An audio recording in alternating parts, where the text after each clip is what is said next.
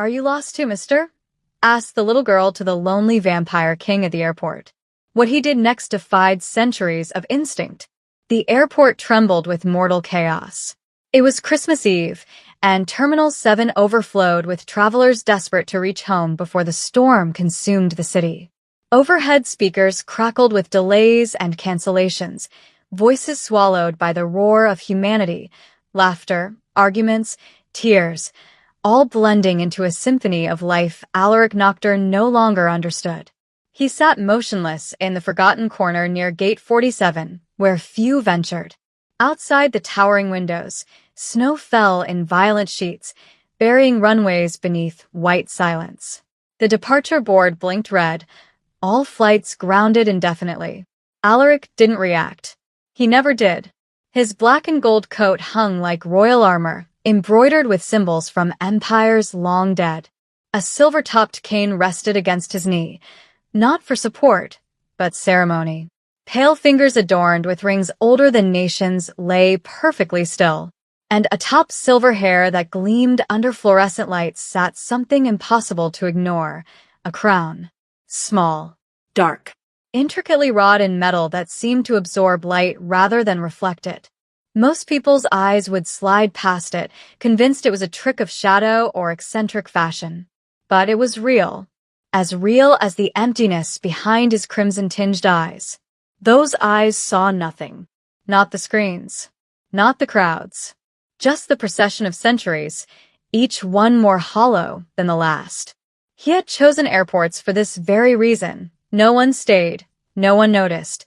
No one asked questions of a man dressed like he'd stepped from a Gothic portrait. How many Christmas Eves had he witnessed? How many children had aged and died while he remained unchanged? Too many. Suddenly a touch. Small fingers tugged at his coat sleeve. Alaric's head snapped toward the interruption faster than mortal reflex, instinct flaring like a blade unsheathed. But he froze. Standing before him was a child. She couldn't have been older than 5. Her cheeks glowed pink from the terminal's warmth, soft brown curls escaping from beneath a pastel ribbon. She wore a dress of layered colors, lavender, mint, rose, like dawn had been woven into fabric. A tiny backpack shaped like a bunny hung from one shoulder. Her eyes, round and impossibly bright, stared up at him without an ounce of fear. Without fear. But before we discover what happens next, if you're drawn to stories where darkness meets redemption, where immortal beings face choices that define their humanity, hit that subscribe button. Because this Christmas Eve encounter is about to challenge everything Alaric thought he knew about himself. Are you lost too, mister? The words were quiet, nearly drowned by the din of the terminal. But they struck Alaric harder than any weapon forged in 2,000 years of existence. He opened his mouth. No sound came. She tilted her head, curls bouncing. I think my mama is lost. But you look like you are too. Lost. Yes. In ways this child's mortal mind could never comprehend. Lost between heartbeats and centuries. Lost in the space between hunger and restraint. Lost in immortality's endless, unchanging night. The girl waited, patient and trusting. She showed no sign of running, no flicker of the survival instinct that should have warned her away from a predator.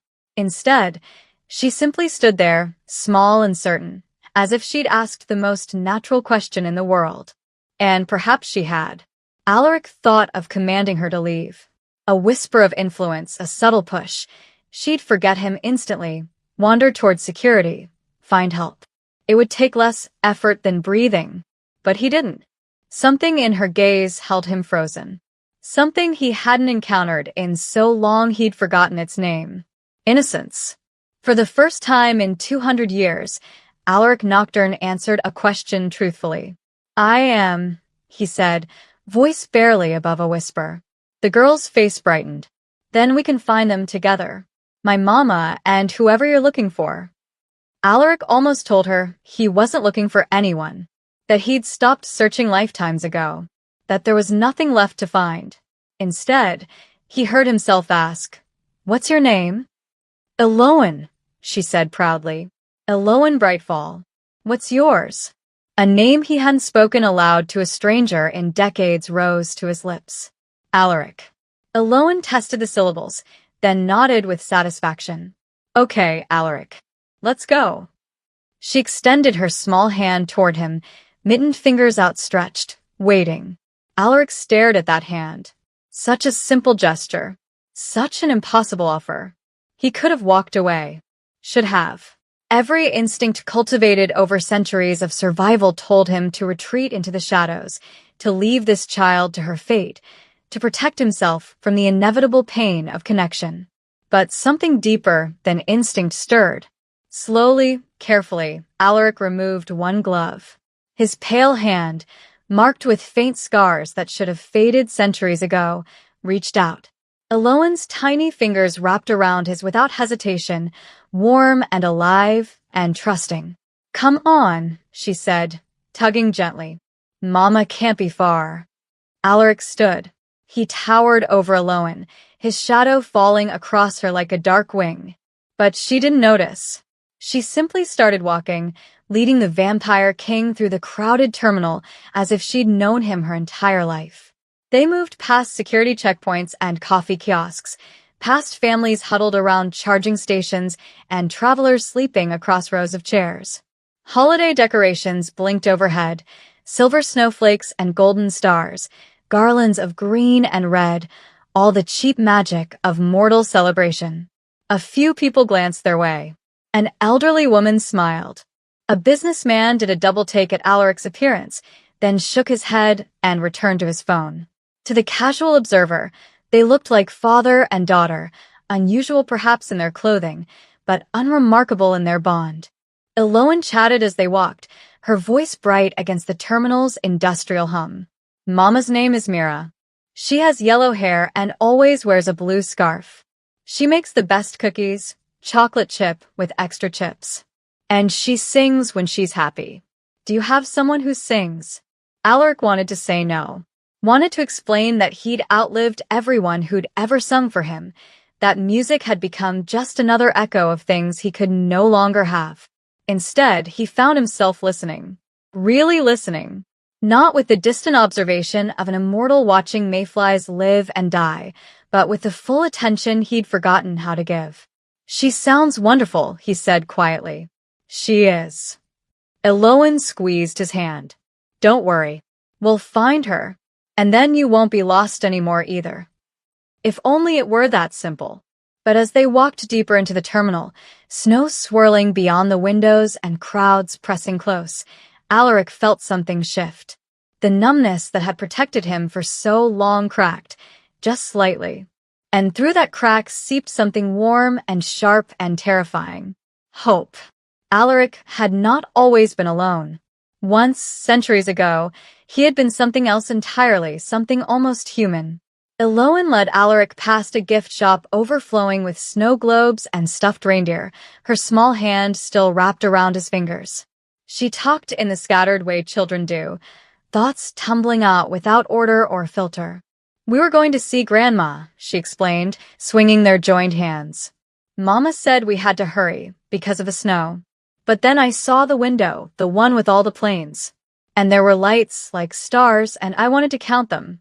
Mama was talking to the lady at the counter. When I look back, she trailed off, then shrugged.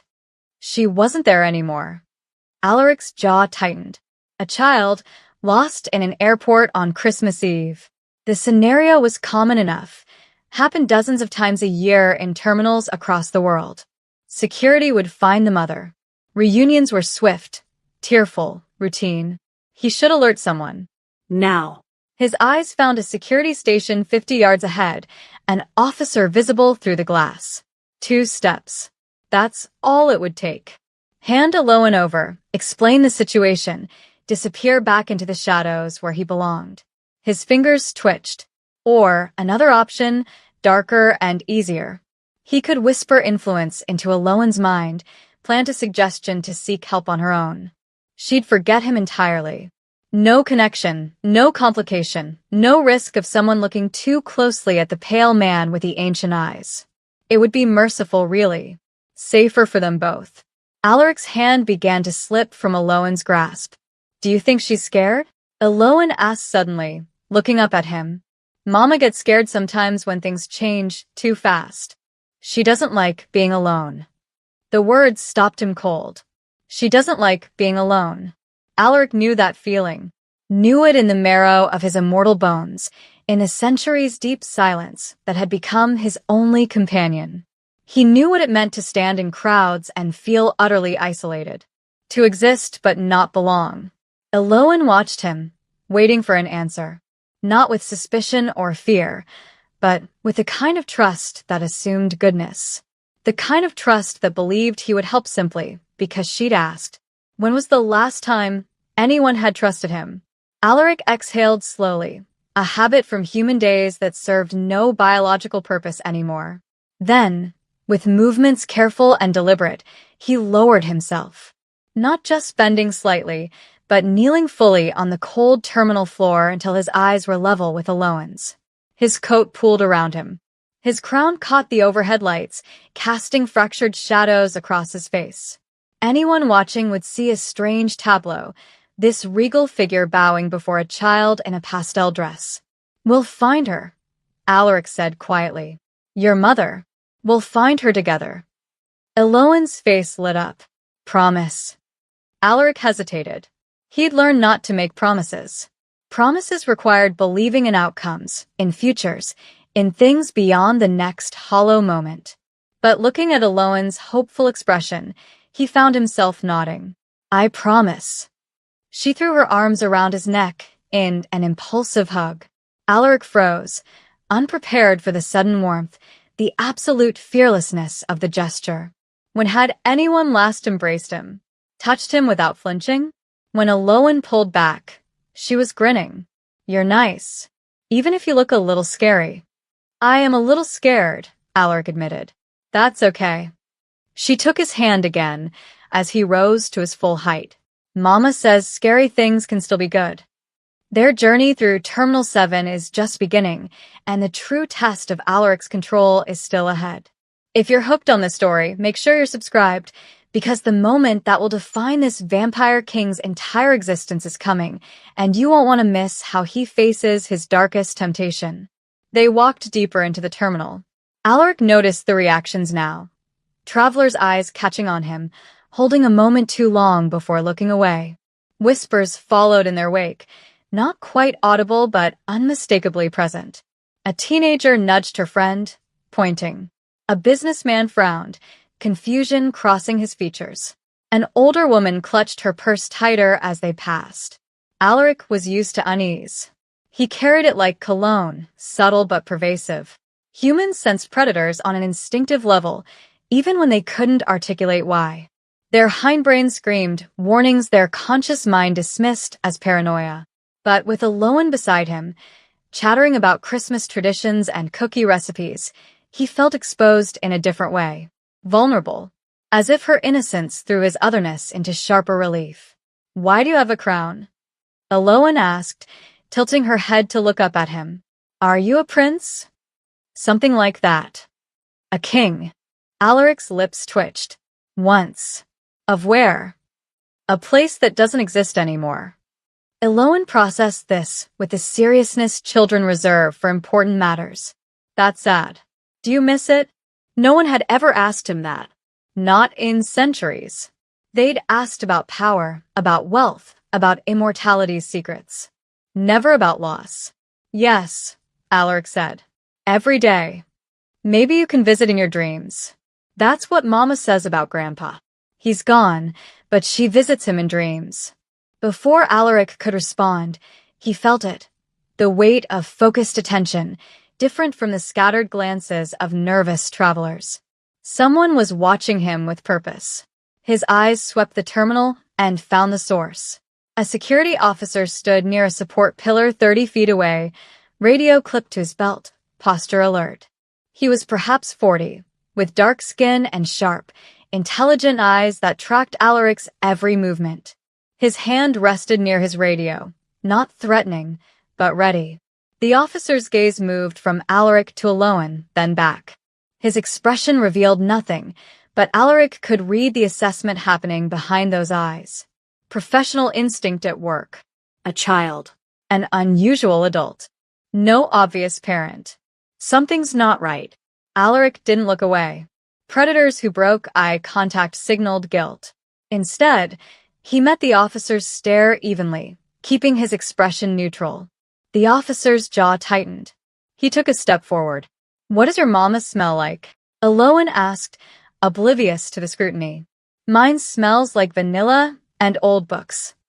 Alaric forced his attention back to her. "I'm not sure I remember." "That's okay. Smells are hard." Aloan swung their joined hands. "Do you have kids?" The question landed like a blade. No. "But you're good at this. Walking and talking and not being scared. You should have kids." "It's complicated. Adults always say that," Aloan said sagely. "Mama does too." The security officer was moving closer now, weaving through the crowd with practiced efficiency. His hand had moved to his radio. Alaric could hear the faint static, the murmur of dispatcher voices. Decision point. He could vanish, shadows responded to his will, and crowds made excellent camouflage. Or he could command the officer to turn away, forget he'd ever seen them. Both options were reflexive. Survival mechanisms honed over centuries. But Aloan's hand in his was warm and trusting, and he'd made a promise. For the first time in longer than he could remember, Alaric chose to stay. The officer reached them, positioning himself to block their path. His expression remained professionally neutral, but tension radiated from his stance. "Excuse me," he said, voice calm but firm. "I'm Officer Daniel Cross, Airport Security."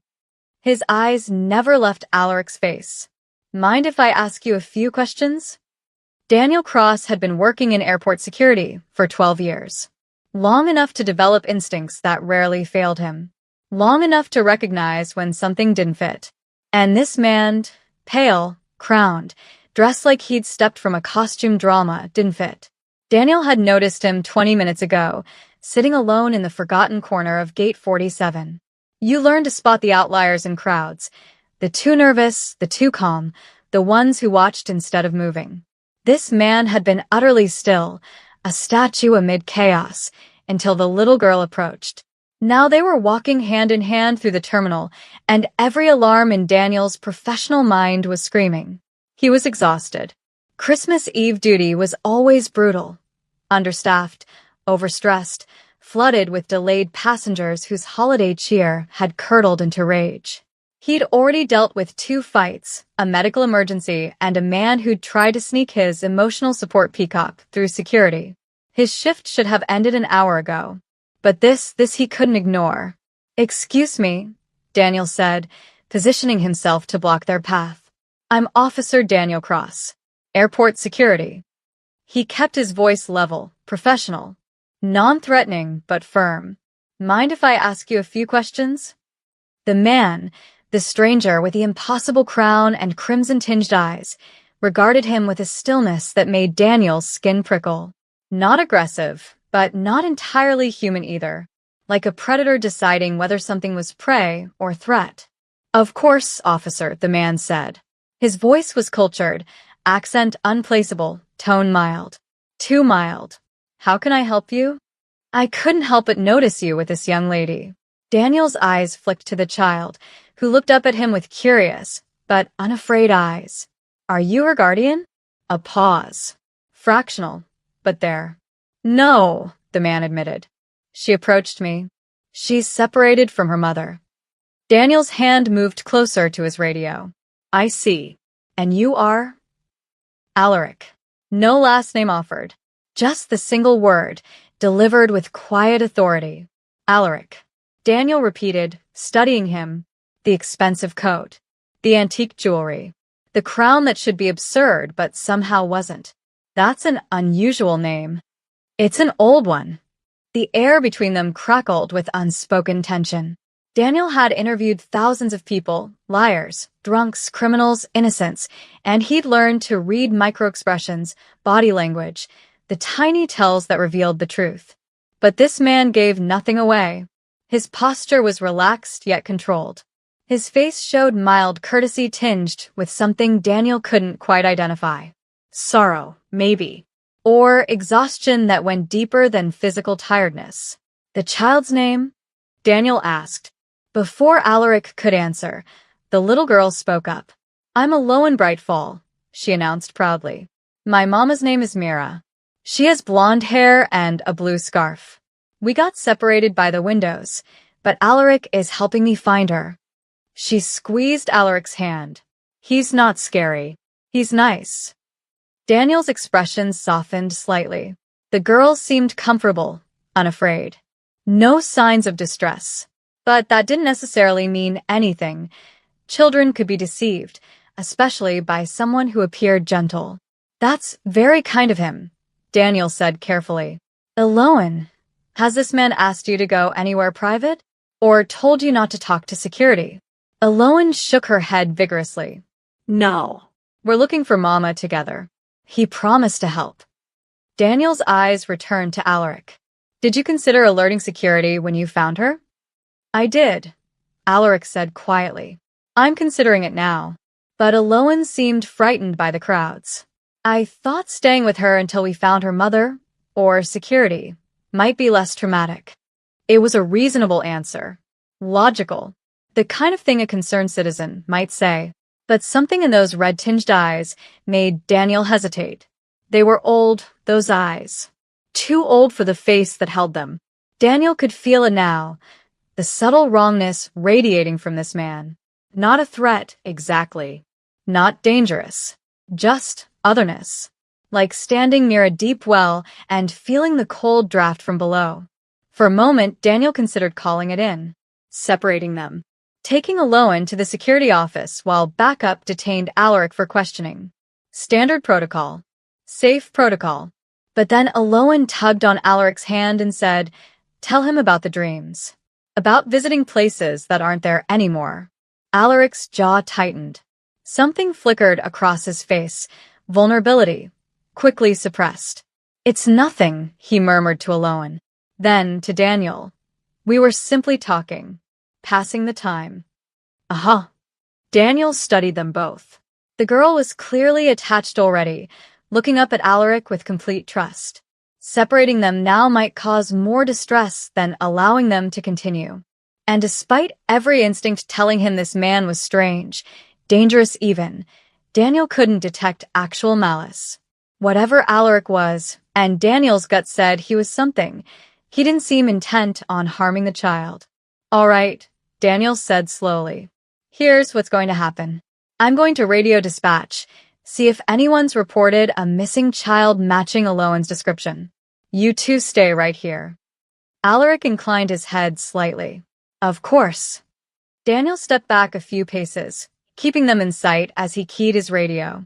Dispatch, this is Cross. I've found a child in Terminal 7, the main concourse.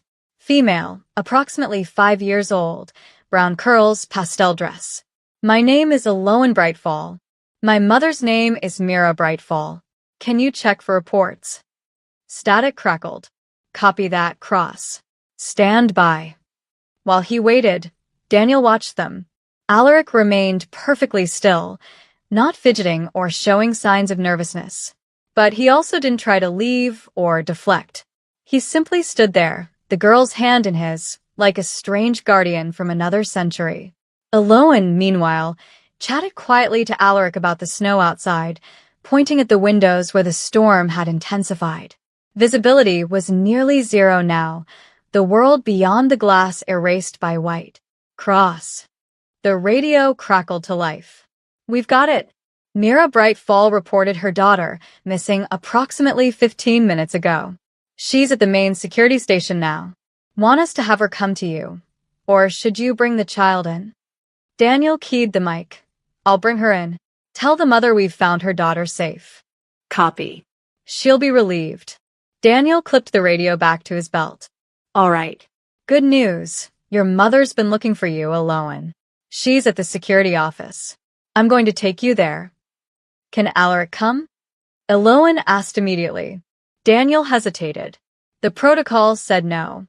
But something, maybe the exhaustion, maybe the girl's pleading eyes, Maybe the strange conviction that Alaric wouldn't run made him nod. "He can escort you there," Daniel said. "But I'm walking with you." "Okay." Eloan beamed. They began moving through the terminal, an odd trio cutting through the crowds. Daniel led, glancing back frequently to ensure Alaric followed. The pale man walked with unhurried grace, crown catching the lights, drawing stares and whispers. Around them, the airport strained. The storm had grounded everything. Angry travelers mobbed airline counters. Children cried. Tension simmered. The overhead speakers announced yet another delay, voices crackling with interference. The snow beyond the windows fell harder now, accumulating against the glass in thick drifts. The world outside had disappeared entirely. They were trapped. All of them. Thousands of people in a sealed terminal, Christmas Eve stretching into an uncertain night. Daniel felt it pressing down. The weight of too many bodies, too much stress, the thin veneer of civilization straining. Then the lights flickered. Just once, barely perceptible. But Daniel felt his stomach drop. If the power failed, if emergency systems kicked in, if panic started spreading through these crowds. He glanced back at Alaric, whose eyes had lifted to the ceiling fixtures, watching the lights with an expression Daniel couldn't read. When their eyes met, Daniel saw something that made his blood run cold. Not dangerous. Not a threat. Hunger. The lights steadied. The moment passed. But Daniel's hand moved to his radio and stayed there. This wasn't over. Not by a long shot. The security office was another 15 minutes away, Daniel had explained, on the far side of Terminal 7. But Eloan's steps had grown slower, her earlier energy fading. She'd been lost for over an hour now, and the weight of it was catching up to her small body. "Can we rest?" she asked quietly, looking up at Alaric. "Just for a minute?" Daniel checked his watch, then surveyed the concourse.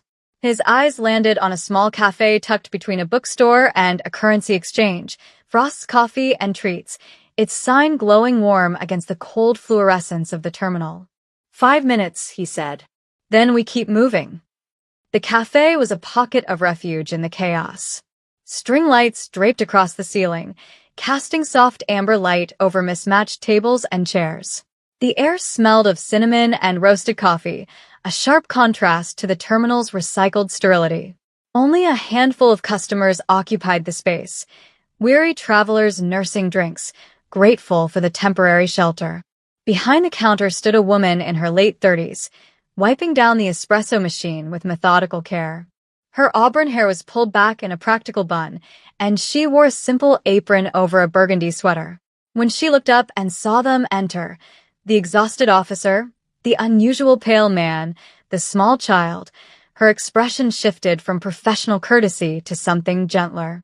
"Welcome," she said, voice warm but not invasive. "Rough night out there?" "You could say that," Daniel replied, guiding them to a table near the window. "We'll just be a moment." The woman's eyes lingered on Eloan, taking in the tired slump of her shoulders, the way she leaned against Alaric's side. "Let me bring something over," she said. No charge. Holiday spirit and all that. Before Daniel could protest, she'd already turned to the machines. Alaric helped Eloan into a chair, then sat beside her. The cafe's warmth pressed against him, not physically uncomfortable, but emotionally exposing. Spaces like this held intimacy, invited connection.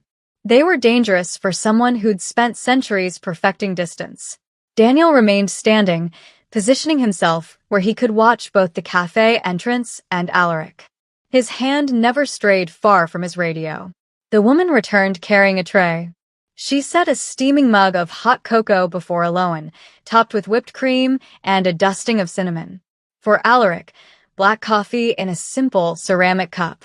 And for Daniel, a large coffee with cream. "On the house," she said gently. "Merry Christmas." "Thank you," Daniel said, surprised. "That's kind of you, MS." Lillian Frost. She smiled. "And it's nothing. Nobody should be stranded on Christmas Eve without at least a warm drink." Eloan immediately grabbed her cocoa, holding it between both hands. "It smells like Mama's cookies," she said, then took a careful sip. Her eyes closed in contentment. Lillian's gaze moved to Alaric, noting his stillness, the way he looked at the coffee but didn't reach for it. Most people would have pressed. Aren't you going to drink it? Is something wrong? But she simply nodded and moved back to the counter, giving them space. Your mama makes cookies? Alaric asked Eloan quietly. Uh-huh. Eloan licked whipped cream from her lip. Every Sunday. She lets me help, but I'm not allowed near the oven yet. She says when I'm bigger. She swung her legs beneath the chair. She sings while we bake. Old songs. She says they're from when Grandma was little. What kind of songs? Happy ones. And some sad ones that make you feel good anyway. Eloan tilted her head. Do you know those kinds of songs? Alaric's hands, resting on the table, tightened slightly. I used to. Mama says singing is how we remember people who aren't here anymore. Do you have people like that? The question should have been easy to deflect. Children asked innocent things constantly about death, absence, loss, without understanding the weight. But Eloan's eyes held a knowing that seemed beyond her years, as if she sensed the centuries of absence that followed Alaric like a shadow. Many, he said finally. Too many. Eloan reached out and patted his hand with her small one. That must be heavy. All those people to remember. Alaric stared at her fingers against his pale skin. When had someone last touched him with such casual affection? Without fear or calculation. It is, he admitted. Memories surfaced unbidden. Children he'd known in other lifetimes. A boy in Vienna who taught him a street game involving stones and chalk. Twin girls in London who'd woven flower crowns and placed one on his head, laughing. A young apprentice in Prague who'd looked at him with admiration, not knowing the monster beneath the mentor's mask. All of them are dead now. Dust and memory. Their laughter silenced, their warmth extinguished, while he remained, unchanged and unchanging. The curse of immortality wasn't hunger or darkness. It was this, the relentless accumulation of loss, the weight of loving things that inevitably died. You smell sad, Eloan said suddenly, matter-of-factly, as if commenting on the weather. Alaric blinked. What? Not scary, just sad. Like. She scrunched her nose, thinking. Like old rain. And something else. Something quiet. From the counter, Lillian glanced over, her expression unreadable. She'd been watching them without seeming to, the way observant people do. She noticed Alaric's untouched coffee. I noticed the way he held himself carefully, as if touching too much of the world might break something. Noticed the gentleness in how he spoke to Eloan, contrasting sharply with his severe appearance. She said nothing, just returned to wiping down the already clean counter, giving them privacy. Daniel, still standing sentinel, checked his radio again. His jaw was tight, exhaustion and suspicion warring across his features. But he remained quiet, letting the moment unfold. Mama says sadness is okay, Eloan continued, taking another sip of cocoa.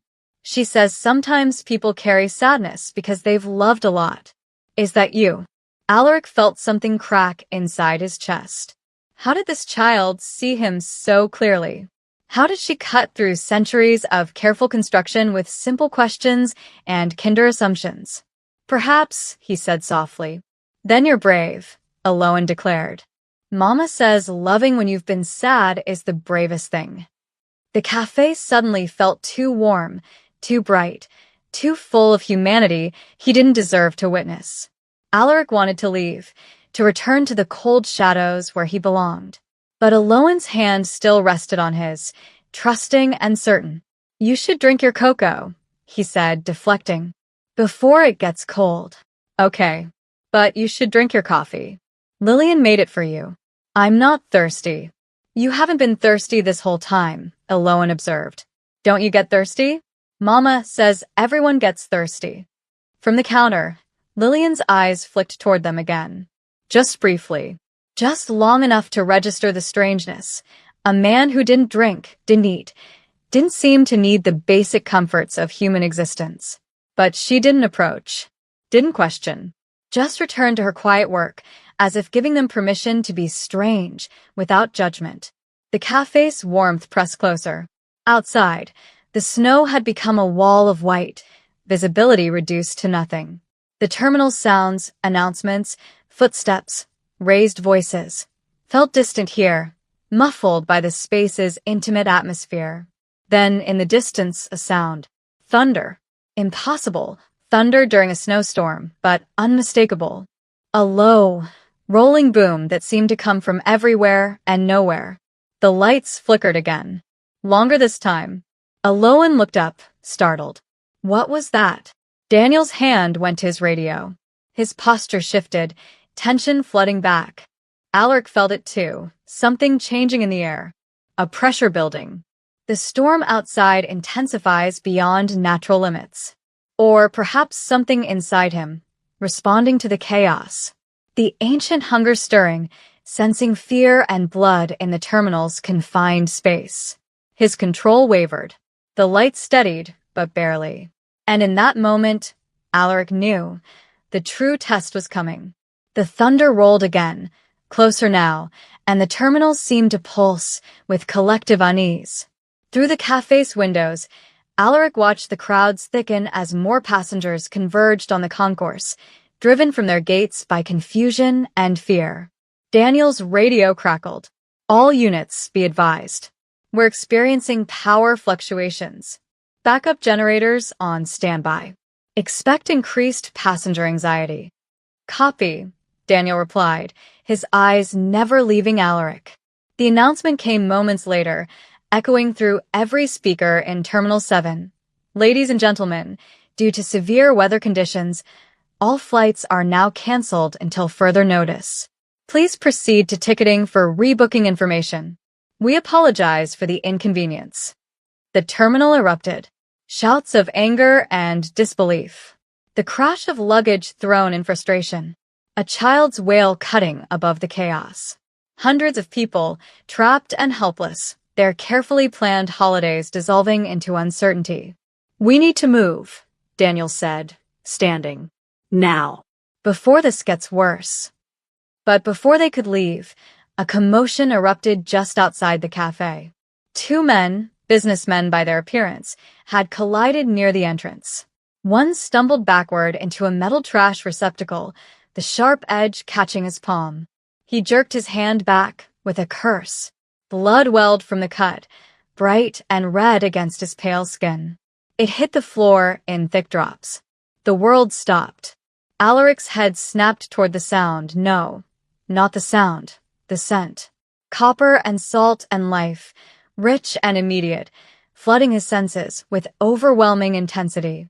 His pupils dilated. His fingers clenched the table's edge so hard the wood splintered beneath them. Hunger.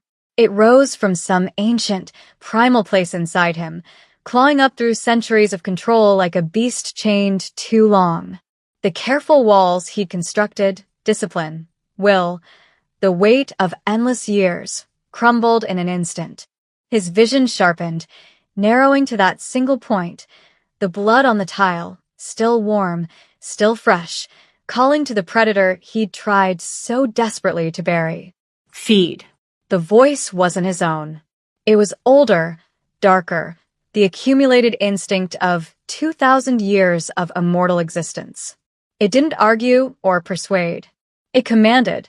Feed. Now. Before the moment passes. Before the control returns. Alaric's body tensed, muscles coiling. The injured man was 10 feet away. Distracted. Vulnerable. It would take less than a second, a blur of movement, a hand on the throat, teeth finding the pulse point. The cafe was small and closed. Daniel was armed but human. Slow. No one could stop him. The hunger screamed louder, drowning out thought, drowning out reason, drowning out everything except the overwhelming need that had defined his existence for centuries. His eyes burned crimson, no longer concealed, no longer controlled. Daniel saw it. His hand went to his weapon. Sir. Then, a pressure on Alaric's hand. Small. Warm. Insistent. Eloan's fingers squeezed his, her grip impossibly strong for such a tiny hand. Alaric. Her voice cut through the roar in his mind. Are you okay? He couldn't speak. Couldn't breathe. The war inside him raged. Instinct versus will. Monster versus man. The weight of immortality versus the promise made to a child. Feed. Survive. It's what you are. You promised. Eloan whispered, leaning closer. You promised to stay with me until we found Mama. Remember? The words landed like an anchor, dragging him back from the edge. He remembered. In the terminal. On his knees. The choice he'd made, not out of law or fear, but something else entirely. You promised. Alaric closed his eyes. His jaw clenched so hard, he felt ancient teeth threaten to break. Every fiber of his being screamed for him to let go, to surrender to what he was, to feed and silence the hunger that had haunted him across centuries. But Eloan's hand remained in his, trusting and certain. And for the first time in his immortal existence, Alaric Nocturne chose restraint not because it was required, not because punishment awaited, but because someone believed he could. Because he'd given his word to a child who saw him as good. The hunger raged, then wavered, then slowly, agonizingly, began to recede. Not gone, never gone, but contained, chained once more by will alone. Alaric opened his eyes. They were still crimson, still burning, but the madness had passed. His hand shook in Eloan's grasp.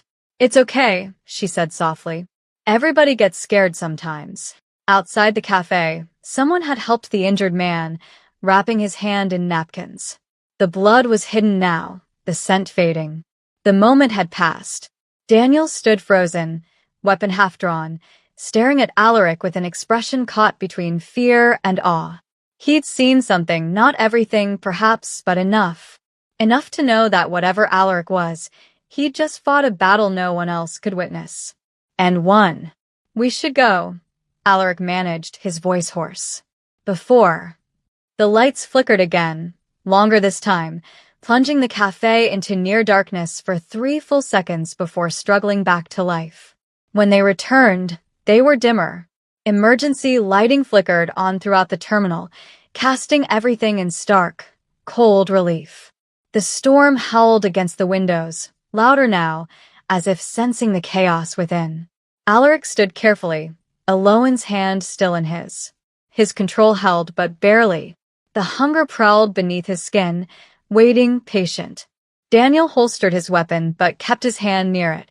Let's move. Now. They left the warmth of Frost's cafe and stepped back into the terminal, where thousands of stranded passengers pressed against the failing systems and each other. And Alaric walked among them, the vampire king who'd chosen mercy over instinct, holding the hand of a child who believed he was good. For now, it was enough. But the night was far from over. The terminal had transformed into a labyrinth of tension. Emergency lights cast harsh shadows across faces stretched thin with stress. Families huddled around charging stations. Arguments erupted at airline counters. The storm pressed against the windows like a living thing, and inside, civilization's veneer wore thinner with each passing minute. Daniel led them through the chaos, speaking tersely into his radio. Cross to dispatch. Bringing the found child to main security now. ETA is 5 minutes. They moved against a current of angry travelers, Eloan between Daniel and Alaric, her small hand still wrapped around the vampire king's fingers. She'd grown quieter, exhaustion settling into her bones. But she walked with determination, trust unwavering. Alaric felt the hunger still prowling inside him, a caged beast waiting for another moment of weakness. But stronger than the hunger now was something else, something he'd thought long dead. Hope. It terrified him. At the main security station, Mira Brightfall sat in a plastic chair that had become her prison for the last hour. Her blonde hair had escaped its ponytail, falling around a face etched with fear. The blue scarf she wore, the one Eloan had described, was twisted in her hands, wrung nearly to threads. She's so small, Mira said again, her voice breaking. She's never been alone like this. She doesn't understand. Her words dissolved into a sob she quickly suppressed. The security supervisor, a woman with kind eyes and 2 decades of experience, placed a hand on Myra's shoulder. Children are remarkably resilient, Ms. Brightfall. And this airport is secure. We have officers searching every. The radio on the desk crackled. Dispatch, this is Cross. Bringing the found child to main security now. ETA is 5 minutes. Myra's head snapped up. Is that? The supervisor keyed the radio. Cross, confirm. Is this a Lowen Brightfall? Affirmative. Female child, approximately 5, brown curls, pastel dress. She's safe, unharmed, in good spirits. The relief that flooded through Mira was physical. Her chest loosened, air suddenly available again, tears spilling down her cheeks. Oh God. Oh, thank God. She'll be here soon, the supervisor said gently. But Mira was already standing, already moving toward the door, unable to remain still. Her daughter was alive, safe, coming back to her. And the guilt that had been crushing her since the moment she'd turned around to find Aloan gone, the suffocating weight of I failed her, I lost her, what kind of mother am I, began, just slightly, to ease. How? She asked, voice raw. Who found her? One of our officers encountered her with a civilian. They've been searching together. A civilian? Myra's protective instincts flared immediately. Who? Is she, did they? She's unharmed, Miss Brightfall. I promise. Officer Cross is one of our best. He wouldn't be bringing her if he had any concerns. But Myra's hand still shook. Her baby had been lost, alone with a stranger, in this chaos. Questions flooded her mind. Who was this person? Why didn't they bring her to security immediately? What happened during that hour? The overhead speakers crackled to life. Attention passengers. Due to emergency power protocols, all non-essential personnel should remain in designated safe zones. Do not attempt to leave the terminal.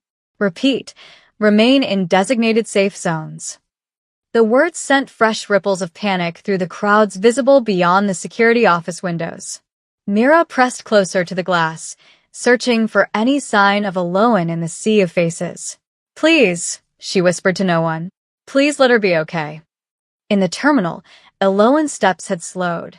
The adrenaline that had sustained her was fading, replaced by the bone-deep weariness of a child who'd been brave for too long. Is it much farther? She asked quietly. Almost there, Daniel said, though his eyes constantly scanned the crowd, watching for threats, for panic, for the situation to spiral beyond control. Alaric felt Aloan's grip weaken slightly. Without thinking, he adjusted his hand, supporting hers more firmly. Such a simple thing. Such a human thing. When had he last cared whether someone was tired? When did another person's comfort mattered more than his own survival? Your mother will be so happy to see you, he said softly. Will you stay? Aloan looked up at him. I want Mama to meet you. Alaric's throat tightened. Stay. As if he belonged in these moments of reunion and joy. As if he were something other than the monster who'd nearly lost control an hour ago. I don't think. Please. That single word, delivered with such earnest hope, struck deeper than any blade. Before Alaric could answer, the speakers crackled above them. Will passenger Aloan Brightfall please proceed to the main security office? Aloan Brightfall to main security. Your mother is waiting. Aloan's eyes went wide. Mama. She squeezed Alaric's hand, suddenly energized. She's there. Did you hear? She's there. Daniel's radio confirmed it. Cross, we've got a visual on the mother. She's at the office now waiting. Copy. 2 minutes out. They moved faster now, Aloan practically pulling Alaric forward. The fear that had shadowed her face all evening vanished, replaced by pure joy. And Alaric, watching her transformation, felt something shift inside him. Not hunger, not the darkness. Something else. Something that felt dangerously like belonging.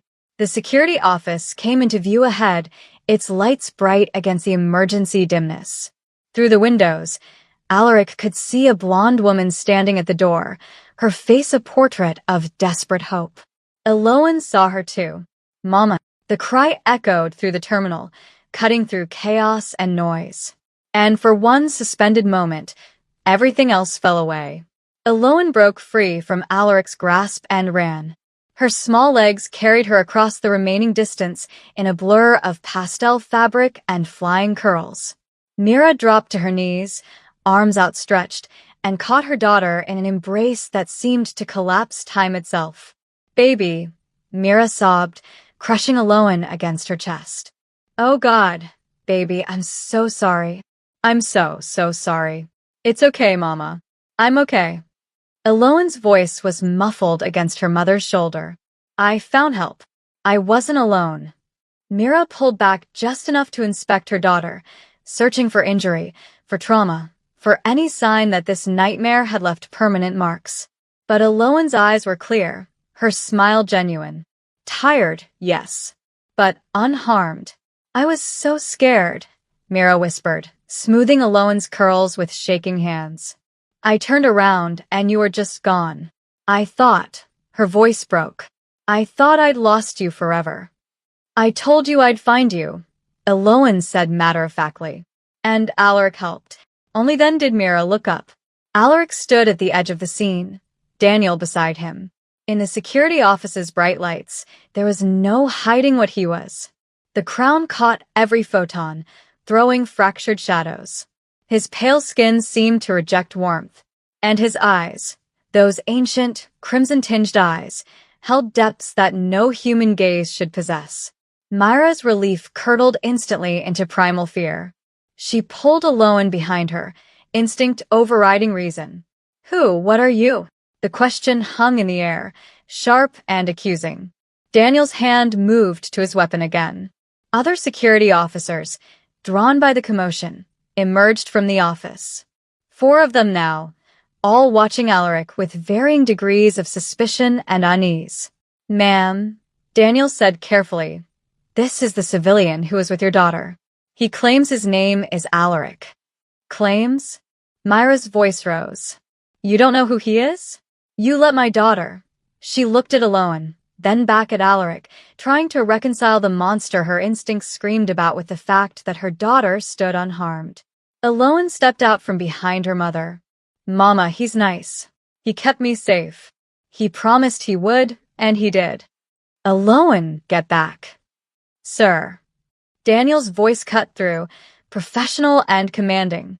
"I think you owe us some answers. Real ones. Who exactly are you?" The terminal around them had grown quieter. Passengers sensed the tension, giving the scene a wide berth. Emergency lights flickered overhead, and through the windows, the storm raged unabated.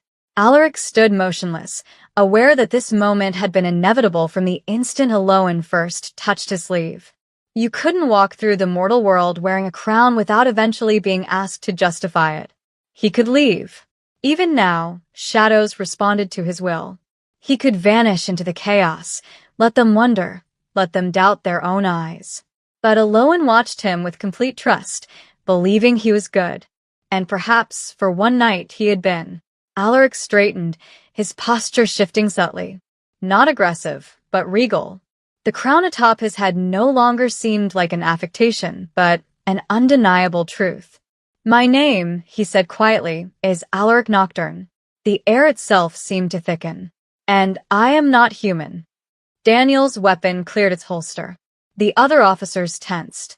Mira gasped, pulling Eloan tighter despite the girl's protests. But Alaric didn't move. He simply stood there, allowing the truth to settle. "For 2,000 years, I have walked this world. I have worn many names, ruled kingdoms that turned to dust, watched empires rise and collapse." His eyes found Daniel's.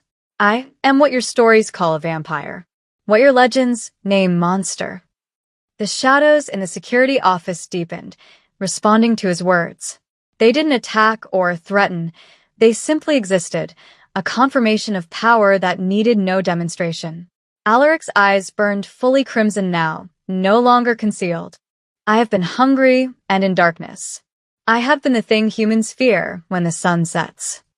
His voice remained quiet, controlled. But tonight, he looked at Aloan, who watched him without fear, only concern. Tonight, I choose mercy. The declaration resonated through the space, not with volume, but with absolute conviction. Your daughter was lost. I could have used her, compelled her, fed upon her fear. The brutal honesty made Mira flinch. Instead, I walked with her. I listened to her stories. I remembered what it meant to protect rather than prey. Daniel's weapon remained raised, but his hands trembled slightly. You're asking us to believe. I'm not asking anything, Officer Cross. Alaric's gaze held steady. I'm simply telling you the truth. You sensed it from the beginning. The wrongness. The danger. Your instincts didn't fail you. Then why? Because she asked me for help. Alaric's voice softened, and I realized I still could. Silence fell over the terminal. The emergency lights continued their rhythm, on, off, casting everything in stark contrasts. The storm battered the windows. Somewhere in the distance, an alarm chimed. But in the security office, time seemed suspended. Mira stared at Alaric, searching for any sign that this was madness, that exhaustion and fear had fractured her reality.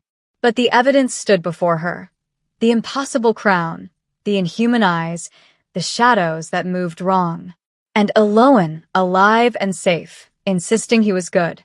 Mira couldn't finish the word. Yes. And you could have. Yes. But you didn't. No. Aloan pulled free from her mother and walked toward Alaric. Daniel moved to intercept, but something in the child's certainty stopped him. She stood before the vampire king and took his hand once more. See, Mama? He kept his promise. The shadows receded.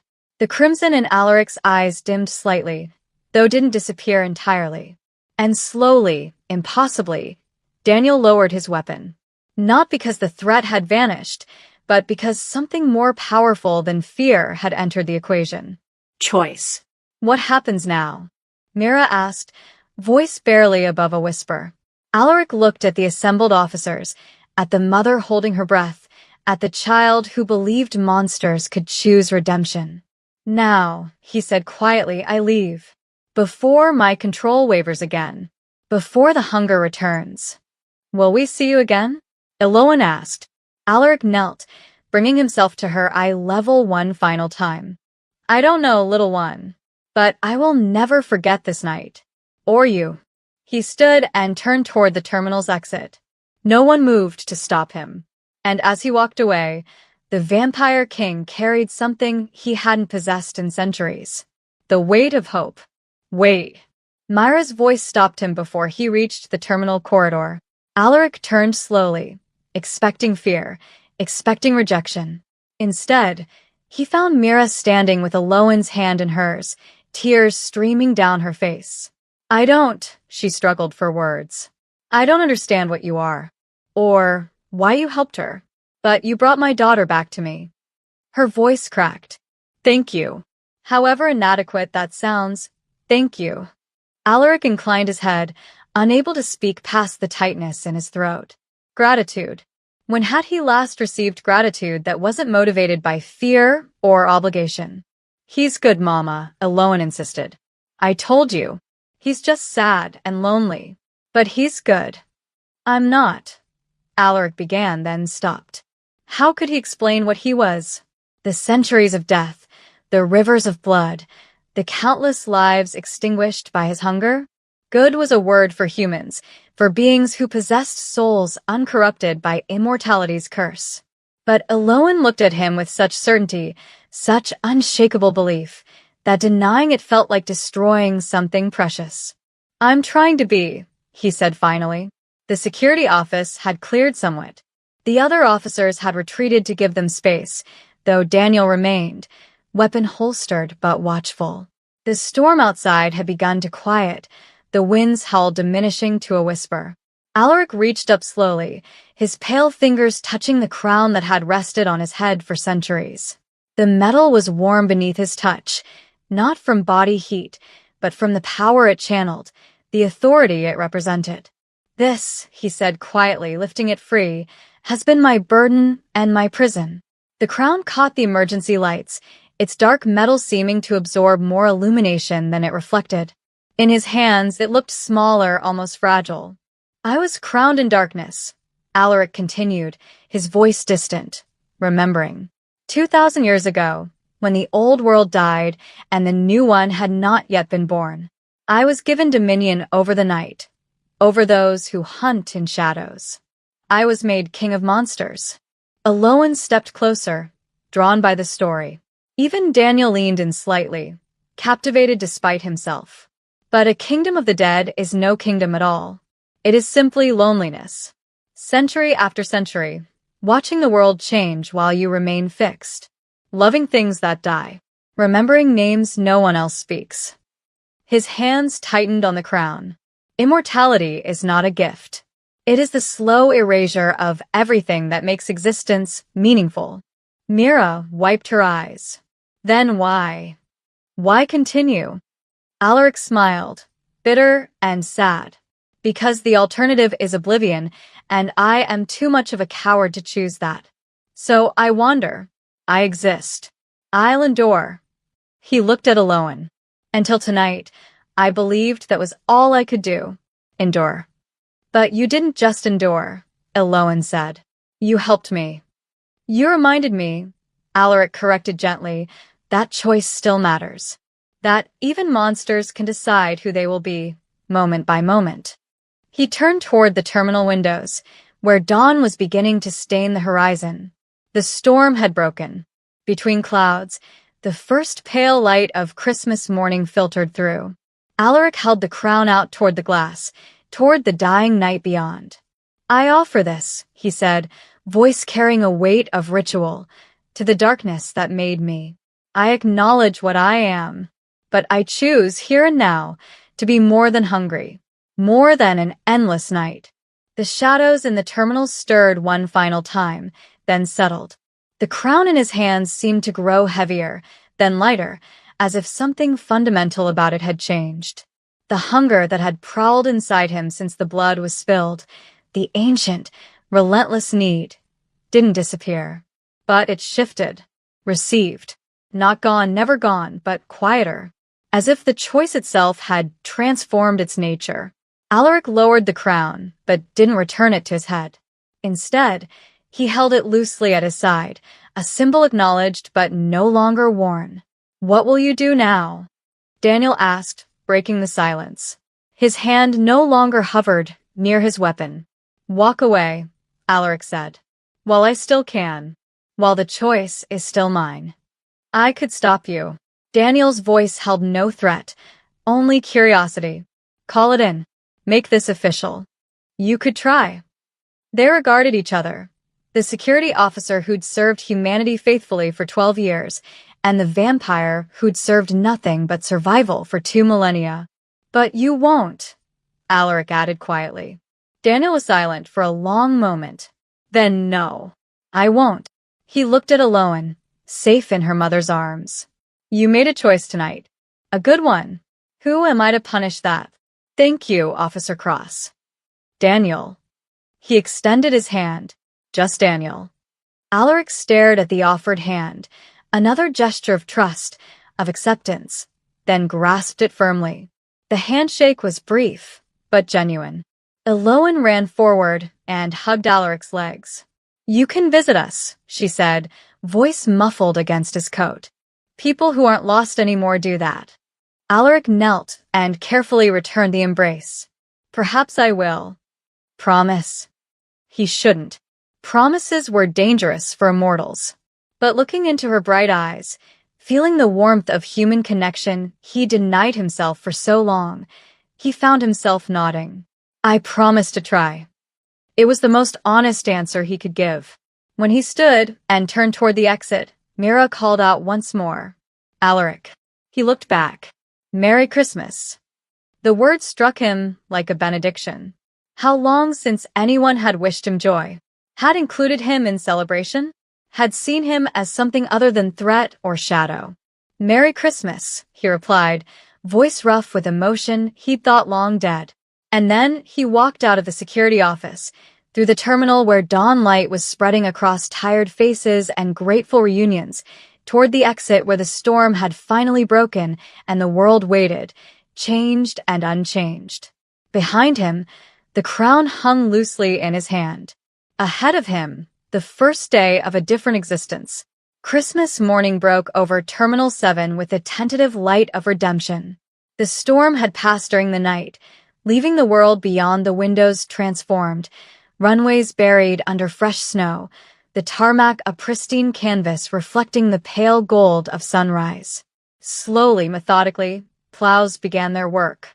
The departure boards flickered to life, replacing endless cancellations with actual times, actual destinations.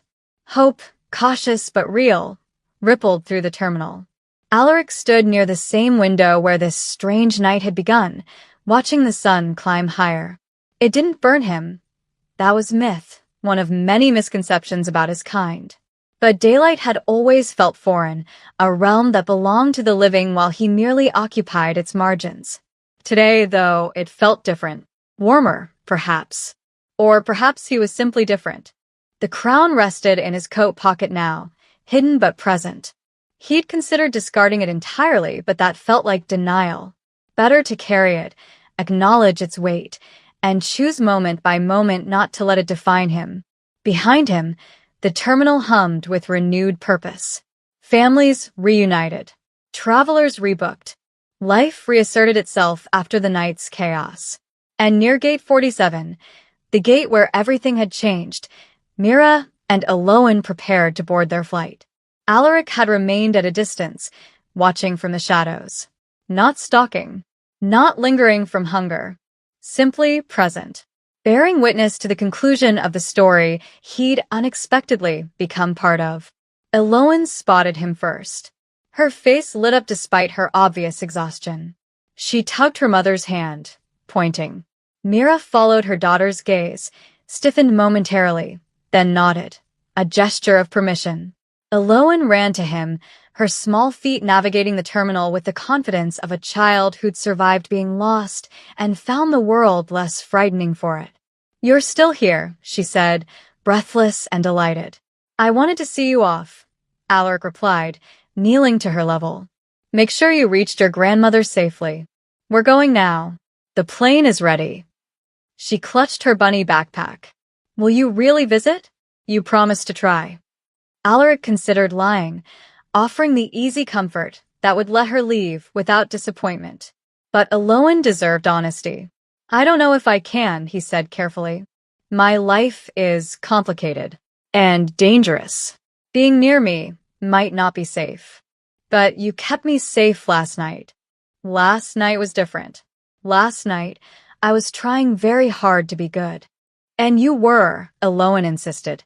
She leaned forward and hugged him, fierce and sudden. "So you can keep trying. That's what Mama says, you just keep trying and trying becomes being." Wisdom from a 5-year-old, delivered with absolute conviction. Alaric returned the embrace carefully, aware of his strength, aware of how fragile human life truly was.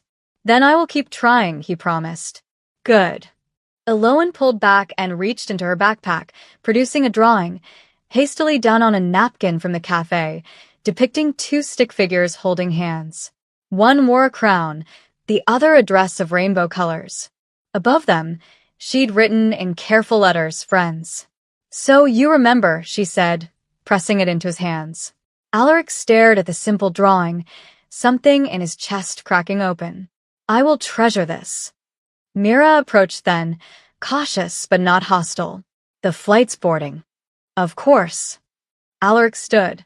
"Safe travels, Ms. Brightfall." "Mira," she corrected softly. "Just Mira." She hesitated, then added, if you ever want to, we'll be in Portland." Aloan would like that. "Despite everything, I think she's right about you." "Right about what?" "That you're good. Or, at least, trying to be. And maybe that's the same thing." Alaric didn't trust himself to respond. He simply nodded. Aloan waved as her mother led her toward the gate. Bye, Alaric. Merry Christmas. Merry Christmas, Aloan. He watched them disappear down the jetway, watched the gate agent close the door, watched through the window as the plane pushed back and taxied toward the runway. The aircraft lifted into the clear morning sky, carrying them away toward family and warmth and all the ordinary miracles of human existence. And Alaric remained, standing in Terminal 7 as travelers flowed around him. The space was the same: metal benches, flickering lights, the eternal present tense of transit. Snow still covered the world beyond the glass. The departure boards still blinked their promises. But he was different. For 2,000 years, Alaric Nocturne had been lost. Not in the simple way Aloan had been lost, separated from someone searching for her, but lost in the existential sense, untethered from meaning, drifting through time without anchor or purpose. One night couldn't cure that. One child's trust couldn't undo centuries of isolation and hunger and death. But it was a beginning. Alaric looked down at the napkin drawing in his hands, at the word friends written in a child's careful script. He folded it carefully and placed it in his pocket beside the crown, two symbols representing what he'd been and what he might become. The terminal stretched before him, full of humans moving toward destinations, toward reunions, toward lives that would end far too soon and burn far too bright. For centuries, Alaric had watched from the margins, an observer, a predator, a king of shadows who belonged nowhere. And this is where Alaric's true transformation crystallizes. If you've stayed with us through this entire journey, do me a favor, subscribe and hit the notification bell. Because we tell stories like this every week. Stories where the impossible becomes possible, where monsters remember their humanity, where Christmas miracles wear crowns. But as the morning light strengthened and the airport filled with life, Alaric Nocturne made a choice. He stepped forward. Not retreating into darkness, not vanishing into the comfortable numbness of a mortal solitude. Forward, into the crowd, into the possibility that trying could become being, into the uncertain, terrifying, beautiful prospect that even monsters could choose redemption, moment by fragile moment. Around him, travelers moved with purpose, couples holding hands, children laughing, strangers offering kindness to strangers. The ordinary magic of human connection playing out in 1,000 small ways. And for the first time in 2,000 years, Alaric didn't feel separate from it. He felt, impossibly, like he belonged. Not lost. Not anymore. The lonely vampire king walked into the Christmas morning crowd, carrying hope in his pocket and a child's belief in his heart. And though the hunger would return, though darkness would always call, though immortality still stretched before him like an endless road, he was no longer walking it alone. The end.